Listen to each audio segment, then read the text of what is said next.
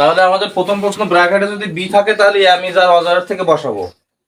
ব্র্যাকেটের ভিতরে বি থাকলে এম ইজ আর বা ওয়াজ আর থেকে বসাবো। তাহলে এখানে এটা হলো আমাদের প্যারেন্টস, প্রেজেন্ট টেন্স থেকে বোঝাচ্ছে, কারণ এখানে একটা ভার্ব দেখেছি আমরা কি বিগিন, এটা হলো প্রেজেন্ট টেন্স ভার্ব ওয়ান।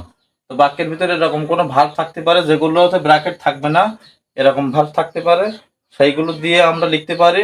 এই যে নেভার মাইন্ড, এ একটা ভার্ব মাইন্ড, এটাও প্রেজেন্ট টেন্সে আছে, তাই না?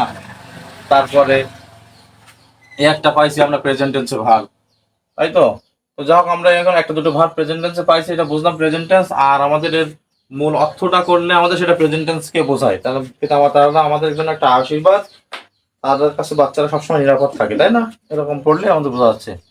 তো প্রথমে ব্র্যাকেটে যদি বি ভার্ব থাকে, বি লেখা থাকে, তখন আমরা লিখবো কি এম ইজ আর বা ওয়াজ আর। তো ওয়াজ আর হলো পাস্ট টেন্সে, কিন্তু এখানে প্রেজেন্ট টেন্স বোঝাচ্ছে, সেই জন্য আমাদের এটা প্রেজেন্ট টেন্সে এম ইজ আর। প্যারেন্টস হলো প্লুরাল হওয়ার কারণে এখানে আর হয়েছে, তাই তো। আচ্ছা, তারপরে বলছে কি হোয়েন, যখন এ চাইল্ড, একজন বা শিশু জন্মগ্রহণ করে, তখন একজন শিশু জন্মগ্রহণ নিজে নিজে করতে পারে? পারে না। তাহলে এখানে যখন এই ভার্বের কাজ সাবজেক্ট করতে পারছে না, তখন আমাদের নিয়মটা কি? বিভাগ প্লাস ভিতরি, বিভাগ তাহলে আমি যা পড়েছি না, তাহলে এ চাইল্ড এর পর কি হবে? ইজ। তাহলে বি নম্বরের উত্তর হবে কি ইজ বর্ন। বি আর এর পাস্ট পার্টিসিপল হলো কি বর্ন। যখন একজন শিশু জন্মগ্রহণ করে, ইজ বর্ন, তাই না? জন্মগ্রহণ, ওর কিছু করার ক্ষমতা আছে? ওই বাচ্চার কিছু করার ক্ষমতা আছে? ওকে দেখা আছে পিতা মাতা জন্ম দেয়, পিতা মাতা জন্ম দেয়, তাই তো। বা ডাক্তাররা তাকে সিজার করে বের করে, ওর তো কিছু করার ক্ষমতা আছে নাকি? কিছু করার ক্ষমতা নেই। ওর শুধু ক্ষমতা হলো একটাই, কান্নাকাটি করা, তাই না? ও বুঝুক বা বুঝুক, কারণ অকারণে কানবে। তারপর বলছে কি জন্ম দেয়ার জয়েস, তাদের আনন্দ, জয়েস একটা না অনেকগুলো? অনেকগুলো। সাবজেক্ট হলো প্লুরাল। তো আমাদের সাবজেক্ট যদি সিঙ্গুলার হয়, তখন ভার্বের সাথে এস বাস যোগ হয়, জানো তোমরা? সাবজেক্ট সিঙ্গুলার হইলে এস বাস যোগ হয়। তাহলে এখানে তো সিঙ্গুলার না, এটা প্লুরাল। তাহলে আর প্রেজেন্ট টেন্স, এটা আবার এই প্যাসেজটা হলো প্রেজেন্ট টেন্স। তাহলে আমাদের প্লুরাল হলে এস বাসের কোনো নিয়ম নেই। তাহলে যেটা আছে সেটা বসে যাবে নো, যেটা আছে সেটা বসে যাবে নো। তারপর বলছে কি নো বাউন্ডস, দে তারা শুরু করে, বিগিন টু, টুর পরে কি হয় ভার্বের? এই টুর পরে কি হয় ভার্বের? টুর পরে সর্বদা ভার্বের এক নম্বর রূপ হয়, টুর পরে ভার্বের এক নম্বর। তাহলে স্টার্ট বসে যাবে, কি হবে? স্টার্ট বসে যাবে। সি দাগে হলো নো এটা, আর ডি দাগে বলছে কি হলো স্টার্ট বসে যাবে, কারণ পরিবর্তন হবে না। কেন বলো তো? এই যে টুর পরে ভার্ব এক নম্বর হয়, ঠিক আছে। এইবার তারপরেরটা হলো থিং, তাই তো। তোমাদের একটা নিয়ম আছে, দেখো ওখানে লেখা আছে S M S how are you, দেখো তো S M S how are you লেখা আছে না? নিয়মটা তো দেখো সবাই, S M S how are you পাইছাও? শেষের দিকে দেখো দাগটা কাটা আছে অনেক। তো ওইখানে দেখো S M S how are your full meaning দেখো, এস তে স্টার্ট, এম তে মাইন্ড, তারপরে আবার এস তে হলো স্টপ, তারপরে এইচ তে হেল্প, ওতে ওয়ান, ডব্লিউ তে ওর, আর তে রিমেম্বার, ইউ তে ইউজ। এই যে শব্দগুলো হয়েছে, এই শব্দগুলোর পরে যতগুলো ভার্ব আসবে, সেই ভার্বের সাথে কি হবে?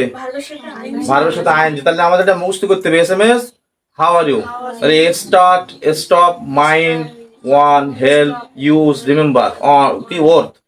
এখান থেকে আমাদের দেখো এখন এই যে স্টার্ট একটা শব্দ নাই, তাহলে স্টার্টের পরে ওখানে লেখা আছে না আইএনজি হবে। তাহলে এই ভার্বের সাথে কি হবে? আইএনজি হবে, পরপর দুটো গ্যাপ দিয়ে দিয়েছে। তাহলে আমাদের নিয়ম অনুযায়ী আমরা লিখতে পারি কি এখানে আইএনজি, থিংকিং। আচ্ছা, এই ওয়াব একটা প্রিপজিশন, তাই না? এই ওয়াব একটা প্রিপজিশন পরে আবার ভার্বের সাথে আইএনজি যোগ হয় টু ছাড়া। তাহলে এটা টু না, এটা ওয়াব, তাহলে এর সাথেও আইএনজি যোগ। Nursing end. এবার দেখো এন্ড এর আগেও যা হয় পরেও তাই হয়, এন্ড এর আগেও যা হয় পরেও তাই হয়। যে আমি খাতা এবং কলম কিনেছিলাম, খাতা ও কলম কিনেছিলাম, তাহলে খাতাও একটা বস্তু, কলম একটা বস্তু। আমি ঢাকা এবং খুলনা গিয়েছিলাম, ঢাকাও একটা স্থান, খুলনা একটা স্থান। জামাল এবং কামাল, এরা দুজনেই সপ্তম শ্রেণীতে পড়ে। তাহলে জামাল একজন ব্যক্তি, কামাল একজন ব্যক্তি। তাহলে এন্ড এর আগেও যা হয় পরেও তাই হয়। তাহলে and এর আগের ভার্বের সাথে আইএনজি যোগ হয়েছে, তাহলে পরে আরেকটা ভার্ব আছে, এই ভার্বের সাথেও আইএনজি যোগ হবে, ঠিক আছে? তাহলে and এর আগে যা হয় পরেও আইএনজি যোগ হবে, তাই তো? Bringing up their children. Children মানে জানো? চিলড্রেন মানে কি জানো? চিলড্রেন মানে বাচ্চা কাচ্চা, ঠিক আছে? চাইল্ড মানে হলো একটা শিশু, ঠিক আছে? ওই যে এখানে বলছিল হোয়েন এ চাইল্ড, এটা এর মানে হলো একজন, কিন্তু চিলড্রেন মানে অনেকজন বাচ্চা কাচ্চা, হ্যাঁ, ছেলে মেয়েরা। চিলড্রেন মানে অনেকগুলো, ঠিক আছে? তাহলে এটা আবার সাবজেক্ট হলো প্লুরাল, তাহলে ভার্বের সাথে এসবেস হবে নাই, তাহলে যে ভার্ব আছে সেবার ভার্ব বসে যাবে, তাহলে রিমেইন, ঠিক আছে? রিমেইন বসে যাচ্ছে, রিমেইন। তারপরে বলছে কি safe under the custody of the parents since they are birth. Parents never mind, এই দেখো এসএমএস এর হাওয়ার ইউতে এম তে মাইন্ড আস না, ওই মাইন্ড, এই মাইন্ড চলে গেছে, তাই তো? দেখিছো? তাহলে এই ভার্বের সাথে কি হবে? আইএনজি যোগ হবে, taking.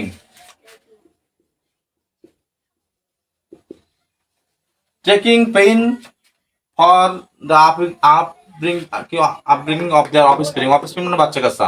We offend our parents, আমরা আমাদের পিতামাতাদেরকে অফেন্ড মানে অপমান করা। তাহলে আমাদের এখানে অর্থটা কেমন হওয়া উচিত? যে আমাদের পিতামাতাকে অপমান করা উচিত নাকি অপমান না করা উচিত? উচিত ইংরেজি জানো তোমরা? শুড। তাহলে এখানে আমাদের একটা শুড আসবে, শুড নট, উচিত নয়, should not, should not offend. বোঝা গেছে? তাহলে তোমাদের যে নিয়মগুলো লেখা আছে 15টা নিয়মের ভিতরে সবগুলো নিয়ম এখানে আছে না? 15 নিয়মের ভিতরে সবগুলো নিয়ম আছে।